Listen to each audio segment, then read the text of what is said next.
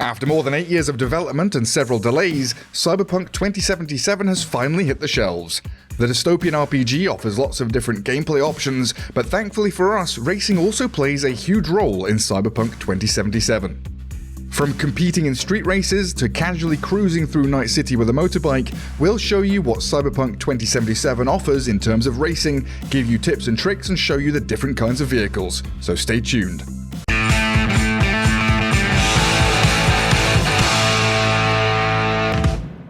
In Cyberpunk 2077, you can choose between 3 different life paths. These define the background of your character, where they're from, and where you start the game. But no matter which life path you choose, it won't take long until you get your first car. While the game allows you to quick travel, driving mainly serves the purpose of getting you from A to B a lot quicker, as the map in Cyberpunk is huge. The game offers a vast variety of different vehicles. There's economy cars, executive cars, sports cars, hypercars, heavy duty, as well as others. Those include police cars or, well, drones. But that's not all. You can also cruise the streets of Night City with 5 different motorcycles. If you want to get a full overview on all the different cars, check out our Explore Night City and These Rides listicle on overtake.gg. After playing for a couple of hours, other characters in the game will offer you opportunities to buy one of their vehicles. To get these offers, you require certain levels of street cred depending on the car. As soon as you've achieved that, you simply need to enter different areas of the game. Padre will offer you different cars in Haywood, for example.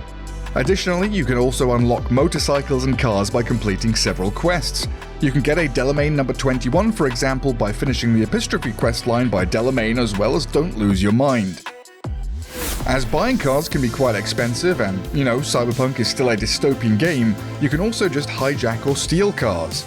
You can basically walk out to any driving car and kick the driver out. But be careful, this isn't GTA. Depending on which car you want to hijack, you need to hit a certain body level in order to overpower the driver. But violence is also an alternative. You can threaten drivers with a gun, so your body level doesn't matter anymore.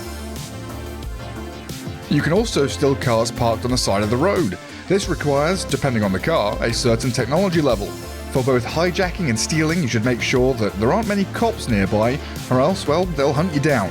After completing the mission Double Life, Claire will offer you a series of racing quests, and this is where the fun begins. The Beast in Me will introduce you to the world of street racing in Cyberpunk.